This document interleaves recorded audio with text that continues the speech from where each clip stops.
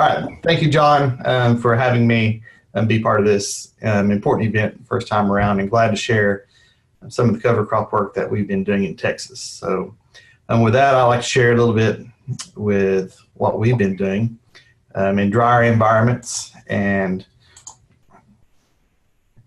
that's what I titled the presentation, talking about using these in our drier environments that we have. And it's a little bit different than perhaps what you may see from Southeast or the Midwest or Northeast as well. So it's a different environment. Maybe it takes a little bit of different management, and I'll talk about how we've handled that management to fit our drier environments. And sometimes that may be semi-arid environment and lower rainfall environments.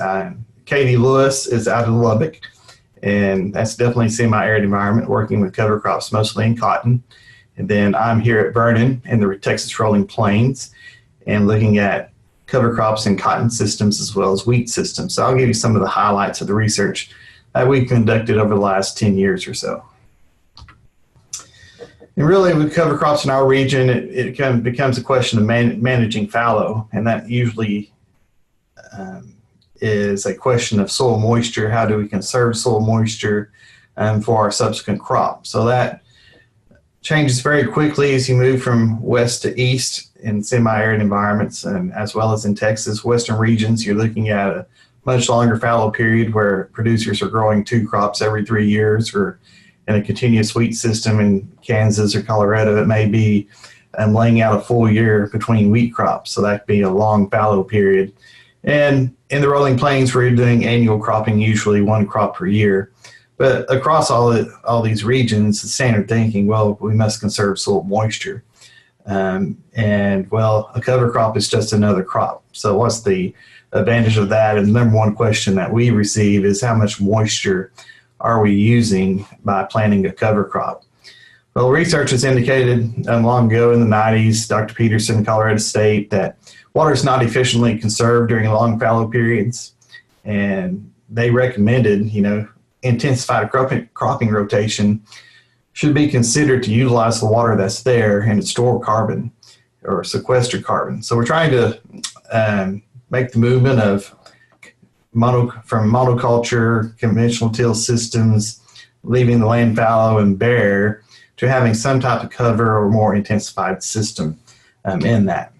So some of the key questions I hope to answer today, and questions that we try to answer through our research. One, are cover crops viable in the environment that we work in?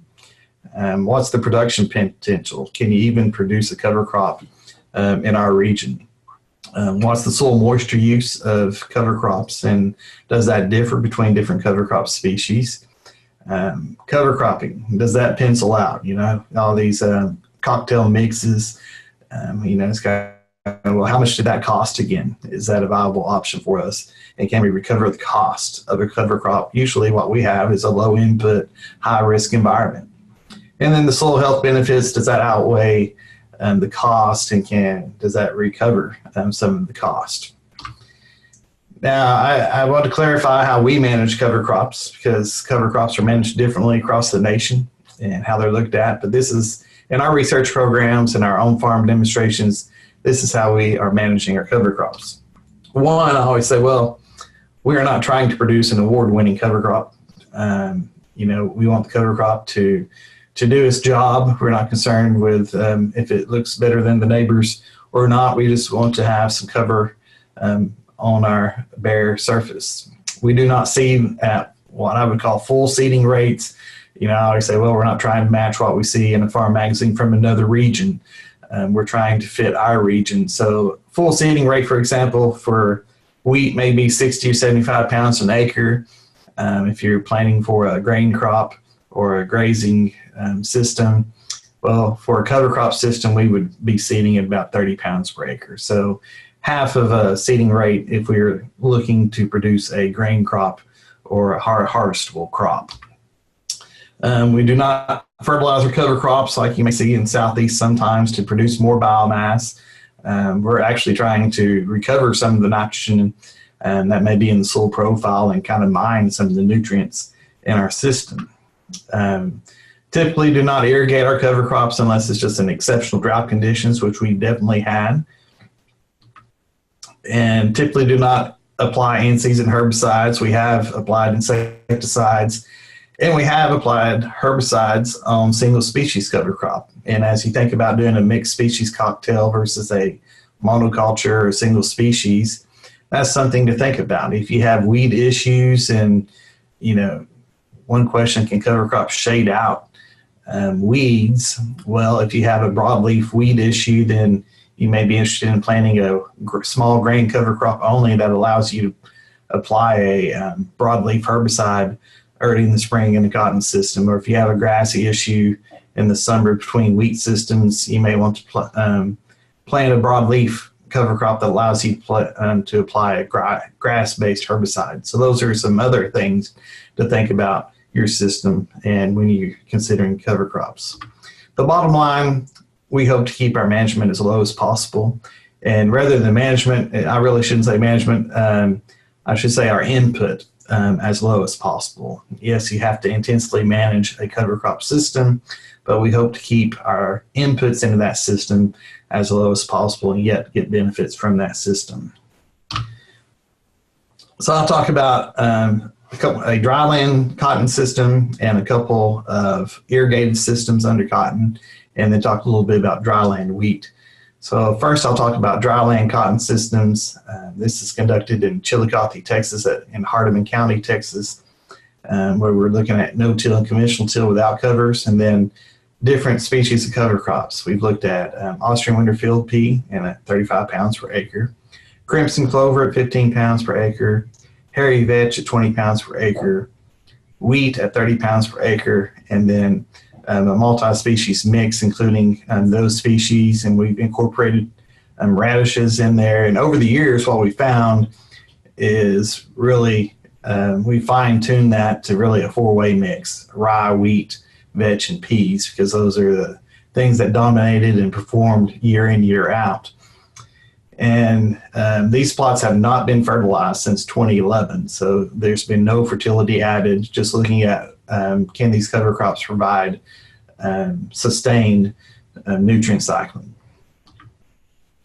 So this is just biomass production of different cover crop species over the years, 2012 through 2017.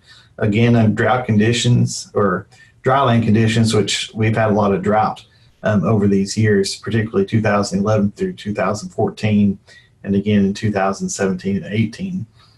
But you can see biomass varied greatly over the years. Again, we're planting this after cotton harvest, so it's planted later than ideal conditions, especially for legumes. But even planting late, which may be November, even into December some years, really all our growth is occurring in spring, March and April. And hairy vetch, Austrian winter field pea, which are designated by the pink and the blue triangles, and the mixed species, which is a rye, wheat, vetch, and pea mix, the last 3 years have done fairly well, consistently well.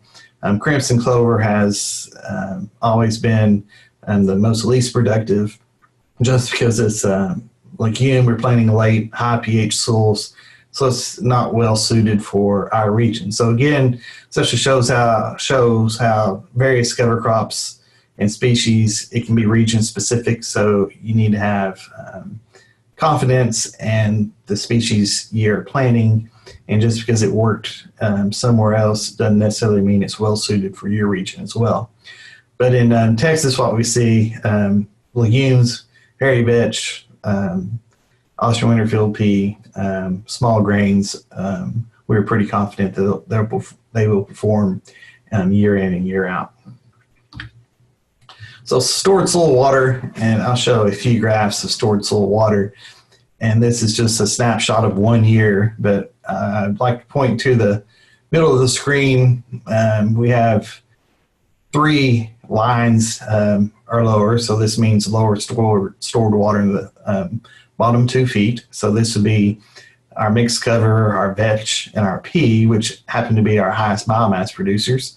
And we have crimson and wheat a little bit higher, and then the highest stored soil moisture in the spring would be our conventional till, no-till without cover crops. Well, once we terminated that about 6 weeks ahead of planting, and then we receive a rainfall event in May, you can see our infiltration was much better for our cover crop treatments, and where we had a significant reduction in the amount of stored soil water, where we had our best producing cover crops. But between termination and cotton planting with a rainfall event, you can see it was those treatments that had the lowest stored soil water now have the highest stored soil water. So this shows us that cover crops are building soil structure, increasing infiltration, and we're recapturing our stored soil moisture with subsequent rainfall events. So yes, we see a drawdown of soil moisture, but with a rainfall event, we usually see a good recharge of that system. And we've looked at this probably 20 plus site years of data, and we see this year in and year out. One question is about cover crops and nutrient cycling and immobilizing nitrogen, or is there nitrogen availability? Will cover crops tie up nitrogen? And this is looking at soil nitrate in the top 4 inches of the soil. We sampled 3 time periods at cover crop termination, which April 20th, and then 3 weeks after termination, and again 6 weeks after termination. And as you can see, over 6-week period, we saw more soil nitrate released from the residues of the cover crop from the legume species. So you have higher soil nitrogen available in the soil with Austrian winter field pea and vetch, which you would expect since they're legumes. Crimson clover, which is not a good biomass producer, had the lowest, but you can see a clear distinction or release of soil nitrogen or soil nitrate availability with the legume species of vetch and pea. So you see some nutrient cycling advantage of a legume which breaks down very quickly after termination, and that may be available early in the season to your cash crop that is growing. So this is a snapshot of our lint yields over 4-year average in that dry land system, and you know, the yellow and the gray bar would be kind of our controls. Those are our systems without cover crops, no-till, conventional till. You can see our mix cover crops, Austrian winter field pea and hairy vetch cover crops, having slightly higher yields than the crimson wheat cover crops and our no cover crop system. So no significant differences, very similar yields, so we're not hurting yields with a cover crop, and we're kind of maintaining our yields with these cover crop systems. Now, if you look at the net returns over a 5-year period for dry land system, it's not as well as what we see on an irrigated system, but conventional till, no-till without the cover crops having higher net return. And that has a lot to do with the seed cost of the cover crops.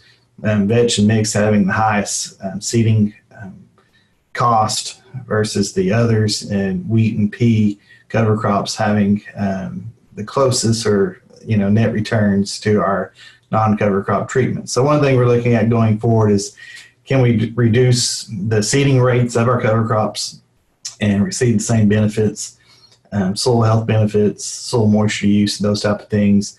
Can we produce enough biomass, reduce the seed cost, and close the gap on the net return? Again, this is for a dry land system, and many of these years we're during drought conditions. So switching gears to a pivot irrigated system, looking at some of these same cover crops, wheat or a mixed species versus conventional till without cover crop and no-till without a cover crop since 2012. Again, quick picture of a soil moisture going into the spring. Red line indicates termination of that cover crop, had a dry May, did not receive a rainfall event, and we began irrigation and then had a rainfall event. But once that occurred, you can see the increase in stored soil moisture where we had the cover crop. So a much sharper increase or gain in stored soil moisture where we had cover crops compared to where we did not have cover crops.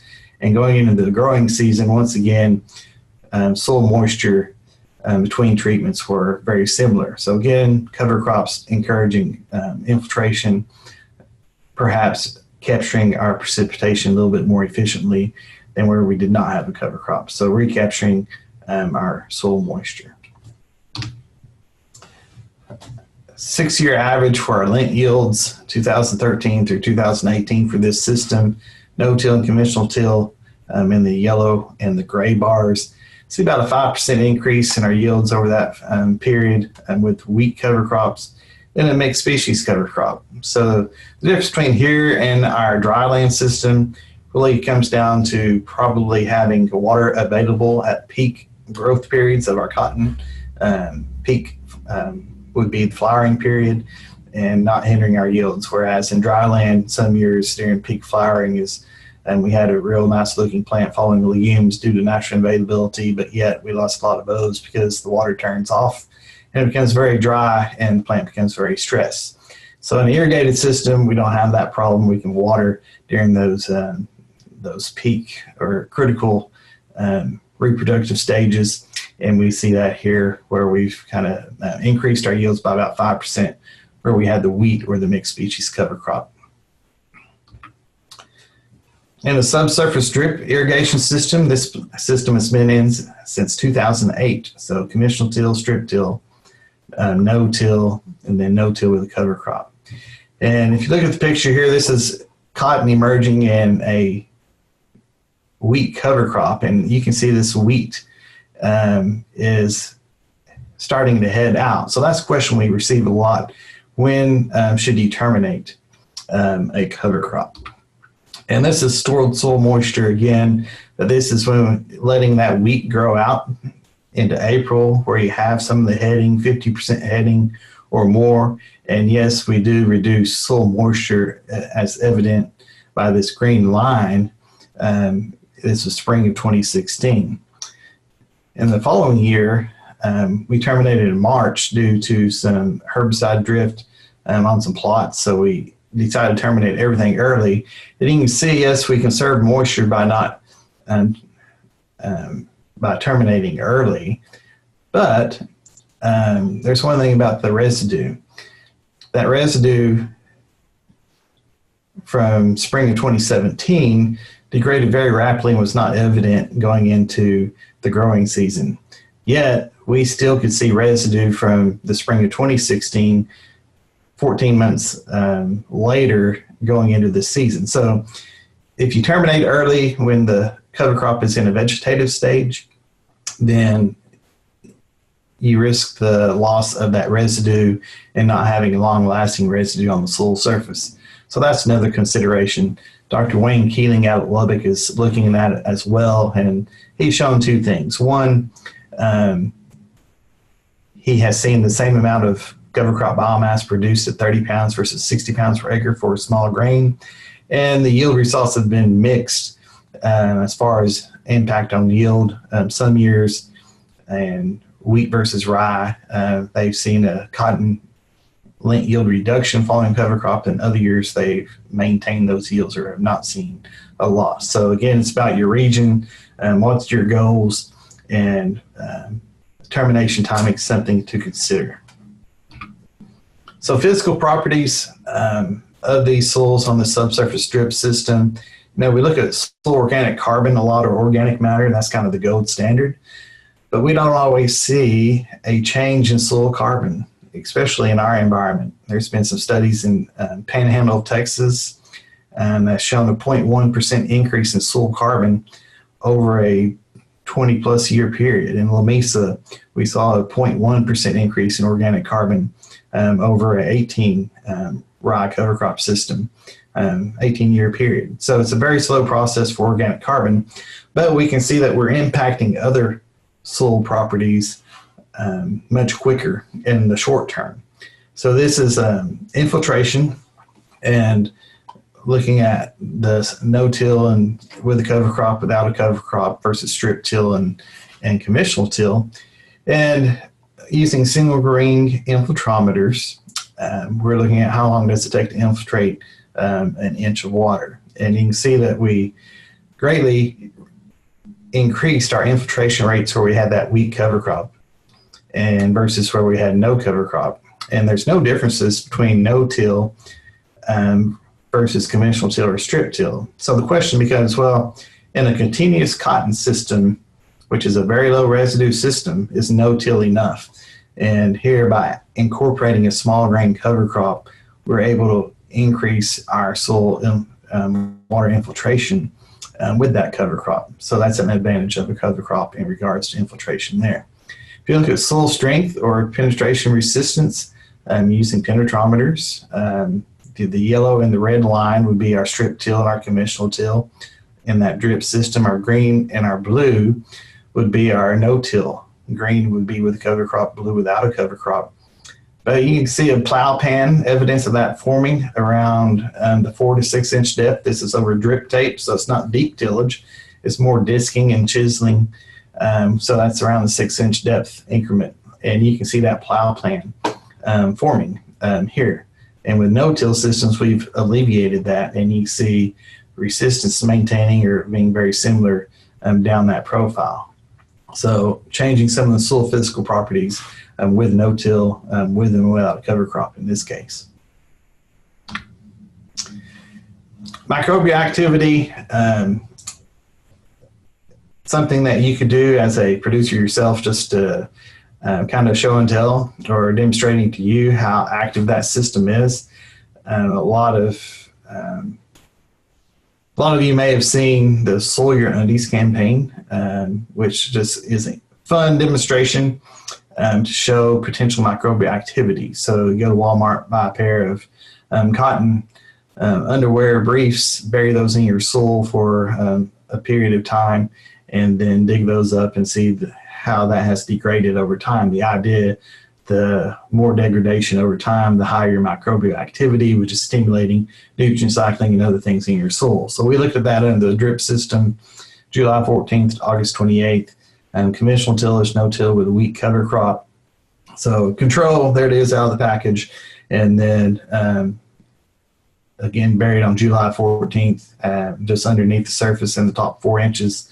And then we dug that up August 28th. The conventional till, there in the middle, you can see a lot, some degradation, but when you compare it to where we had no-till with the wheat system, not near the degradation or decomposition and that we saw with that cover crop system. So just a visual observation that you can do in the field to see how things are coming along or stimulating, and fun activity gets a lot of attention and stimulates some thinking. So this is something we did in our drip system, and you can see that wheat cover crop, and this is 10 years into that system. So we definitely stimulated some microbial activity of some sort by going to no-till with a small grain cover crop in a continuous cotton system. So yield over 6 years, or like 6 years, so this would be years 6 through 11 of that system. Significantly higher yields with no-till with a wheat cover crop versus strip till and conventional till over time, and no-till also having higher yields. And then if you look at the irrigation water use efficiency, which would be the amount of cotton produced per volume of water applied, our highest irrigation water use efficiency was with that small grain cover crop compared to our strip till and conventional till. And then no-till also did a fine job as well, but again, the highest lint yield or irrigation water use efficiency was with that no-till with a wheat cover crop system. Couple more slides on cotton from La Mesa region, south of Lubbock, semi-arid environment under irrigated conditions. Dr. Katie Lewis has done this research, and this is years 17 and 18 into this system. This system's been in place since 1996, so I guess this is actually looking at years 19 and 20 into this system, where we had a rye cover crop versus conventional tillage and continuous cotton. She added a mixed no-till treatment in there in 2015, I believe, but yields 2015 are in blue, 2016 are in green. Similar yields in 2015, but we did see reduction in yields with the rye cover crop in 2016. And, that got us thinking, well, what is that? It wasn't due to soil moisture. Soil moisture was similar to the graphs I had shown earlier. But if we looked at, she looked at the root knot nematode, Dr. Terry Wheeler took those samples, and it mirrors what we saw with our yield reduction, our high the highest root knot nematodes was with the rye cover crop, which had the lower yields. And that was alleviated a little bit with a mixed species cover crop because it's 50% rye. And then, of course, conventional till having the lowest root knot nematodes. So rye is a host of root knot nematodes. So something to think about, maybe mixing up your cover crop mix, or planting a different type of cover crop, or planting a root knot nematode resistant cotton variety. So just some things to think about. It's not always about soil moisture, microbes. There's also, you have to look at the whole system when considering your system. Manage for your system, know your field, and know some of the limitations. So this is just an example where we saw lower yields, and we think it's due to higher root knot nematodes in this case. And this soil properties again, saw that plow pan there at Lamesa. This be again the conventional till versus no-till rye cover crop. In that 4 to 6 inch, or 6 to 6 inch area, you see that plow pan effect, and no-till, the blue line here, the resistant remained pretty constant all the way down to 30 centimeters, which would be about 12 inches in depth. And then, resistance becoming more with the conventional tillage once you get that plow pan and go forward. So the alleviation of that resistance over a 15 to 20 year period using no-till with a rye cover crop. So just a few slides here on wheat and warm season cover crops, looking at mixes in the top left-hand corner there, and terminating that cover crop in late summer, planting the wheat crop into standing residue. We also looked at grazing of cover crops to try to recoup or provide additional gain from incorporating a cover crop system. And in this system, we were just flash grazing, 15 to 20 pairs per acre for anywhere from 6 to 24 hours, rotating them through that system. Again, due to cover crop termination timing, that question comes up a lot. Again, it's about residue management. What do you want that to look like? This is in this area, the foreground would be mixed species cover crop that was terminated 55 to 70 days after planting, and this is about 6 weeks after termination. And then in the background would be that same mixed species cover crop that was terminated 75 to 90 days after planting. So this would be about 3 weeks after termination. So this is right ahead of planting, and you can see what the residue looks like between the two. And then if you look at a broadleaf mix that had legumes and sunflower and other broadleaves like buckwheat in there only, you can see that, again, this was terminated 55 to 70 days after, and you can see that residue, a lot of bare ground here and there. So that, low carbon nitrogen ratio, that residue breaks down very quickly. So if you're planting, let's say something like canola where you're worried about residue management, a broadleaf mix may be something that you're interested in doing because there's not as much residue to plant through or be concerned about. So again, these are just some different visual observations of termination timing, different types of mixes, legume-based versus more of a even mix between grasses and legumes. So this is the idea of some biomass production potential of different summer legumes and mixes that we're looking at. And this was on a good year. This was a year where we did receive timely summer rainfall. So this is best case scenario, I would say, for the Rolling Plains region. But we look at mixes, 60% grass or legumes, 40% grasses. So our grasses would be millets, pearl millet, proso millet, forage sorghum. Our legumes would be mung bean, cowpea, and guar. So early versus late. The solid bars would be early, and the shaded bars or the spotted bars would be late termination. So this is a early versus late on our mixed species. Cowpea is a cover crop. Yellow Sesbania, green would be mung bean as a cover crop. Guar is a cover crop. Sun hemp gets a lot of press. This is an early versus a late termination. Sun hemp. Now, the caveat about sun hemp, out of 4 years, this is the only year that it produced significant biomass. It had as a monospecies. And then the light turquoise color would be pigeon pea. These numbers above the bars, that's the amount of nitrogen accumulated in pounds of nitrogen per acre. So you can see the mixed species had a lot of biomass, but compared to a cowpea legume, had about, maybe 50% of the biomass of this mixed species, but it had much higher nitrogen accumulation. Sun hemp produced 180 pounds of nitrogen. So again, once you go, legumes degrade rapidly, have more nitrogen contribution potentially, versus a mix that will give you more long-lasting residue.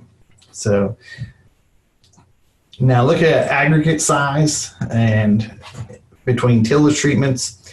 And in this system was no-till for 12 years, continuous wheat. Okay, when we began the study, we reverted back to conventional tillage. So our conventional tillage, really reduced till. We reverted back to conventional tillage with 2 to 3 tillage passes during the summer after 12 years of no-till. And then we came in our standard no-till treatment, and then we added cover crops, a 7-way multi-species mix, 60% legume, 40% grass. So you can see large macro aggregates. What that means, the more large aggregates you have, the more the thought is, well, the better the soil structure. You're forming large aggregates in your soil, better soil structure, increasing water holding capacity, and that type of thought. So you can see with tillage, as you would expect, we reduced those large macros compared to our no-till. We went the wrong direction.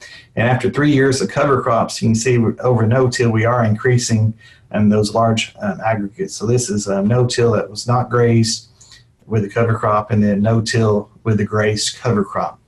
And as you get over here to the micro aggregates, which, with tillage, you're breaking down those large macros and you have more micro aggregates, which is what you see here with conventional tillage having the highest micro aggregates and mean weight diameter. With tillage, you're breaking down those aggregates compared to no-till, and then you're increasing that where we have cover crops. So over a 3-year period, we did see a shift on some of the physical properties, the aggregate size, stability, by adding a cover crop versus particularly reverting back to tillage.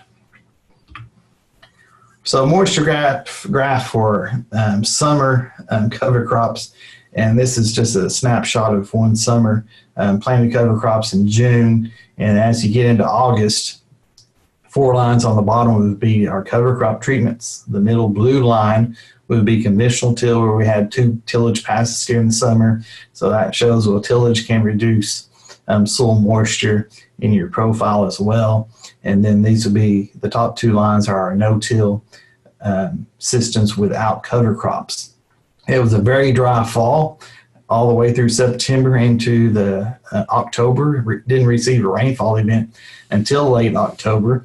So you can see that separation continued out until October. But when we did receive that rainfall event, again, just like we saw with the cool season cover crops, you can see the recharge of our soil moisture where we did have cover crops, and you get into when we planted wheat, and soil moisture is very similar among all treatments. So again, the aggregate stability I showed you, enhancing our infiltration, improving our soil structure, where we did have cover crops.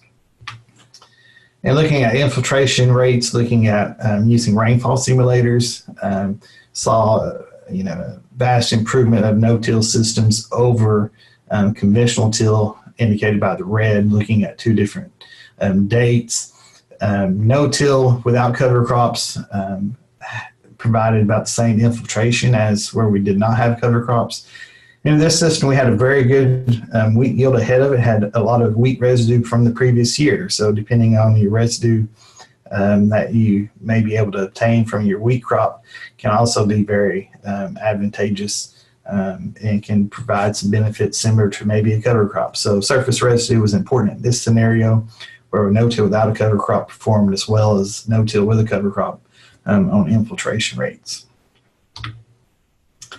So double crop versus cover crop, that's another question we receive. A cover crop, the plan is you plant, you terminate it in the field and leave all the residue in the field. Can you see the same benefits from a double crop if you harvest that for a grain? So this is what we're looking at here, the effect of soil moisture. This is year one. This will be the box represents when we're getting close to timing of wheat planting. So we're looking at wheat fallow, where the summer is fallow. That'd be the dark blue line going across the top. Then we're looking at mung bean, cowpeas, guar as a double crop, and then we're looking at mixed cover crops at a low and high seeding rate, 15 and 20 pounds per acre, and then termination timing either early or late on that.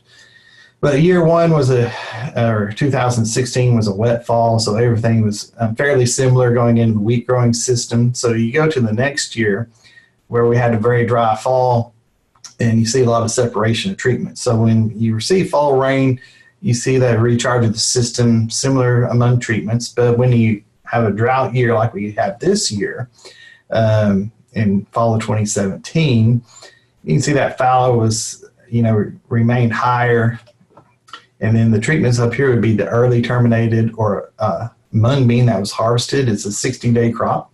And then these would be your double crops, cowpeas or guar, or your late terminated multi-species mixes. So we drew down the soil moisture there, but we didn't receive a fall rain to recharge that system. So in this year, what happened is we didn't make a wheat crop on any of the treatments.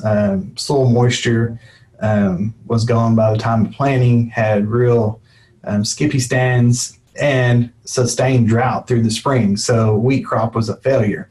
But our income from this year was due to double crops. So we made about 960 pounds with mung beans and about 900 pounds with our guar or cowpeas. So our income from this year came from the double crop rather than the main crop. So doing a double crop rather than a cover crop allowed us some income versus if we just had a cover crop.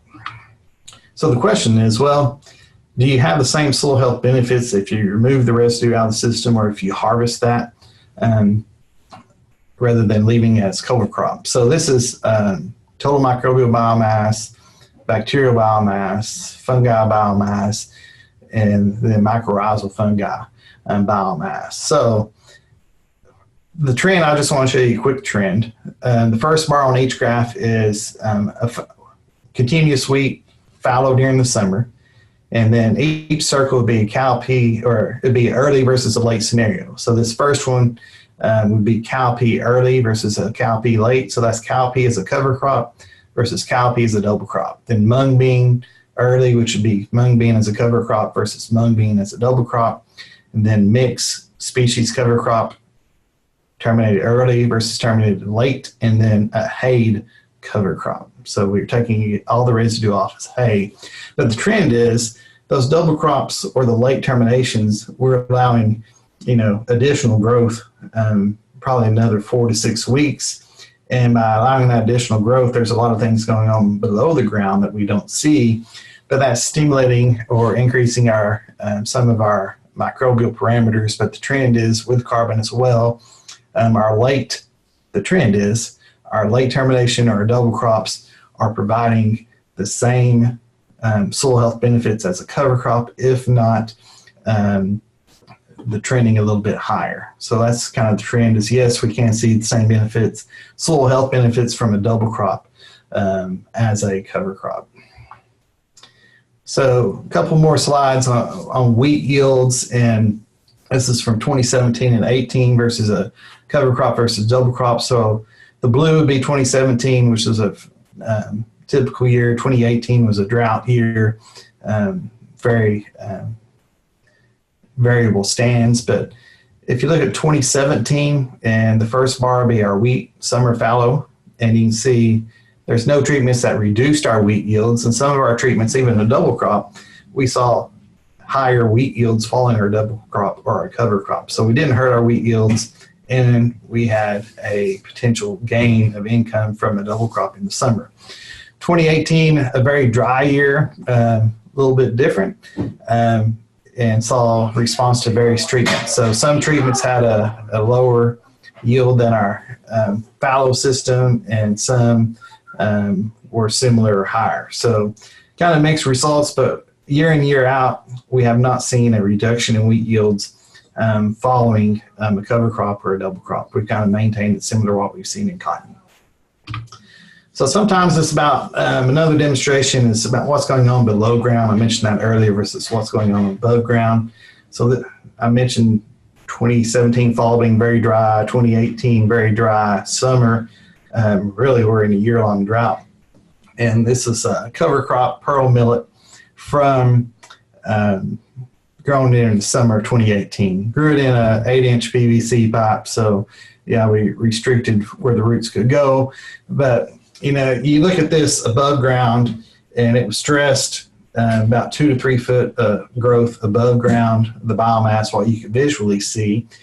And then you cut that tube in half. We did this at a bus tier that we had, and you look at what's produced below ground. So this is the root mass from 3 pearl millet plants that were grown over a 60-day period, and we had about 6 to 7 foot of root growth in that. So while it doesn't always look pretty above ground, there are things going on below ground, and that's causing some changes to our system. And so you can see with that root mass, you know, you think about all the channels that are being formed and pore space and those things. So potential benefits from having that root mass below ground during the summer. So to wrap things up, just in conclusion, select cover crop species have consistently performed over time, even under drought conditions that we've experienced, and later than ideal planting dates. Again,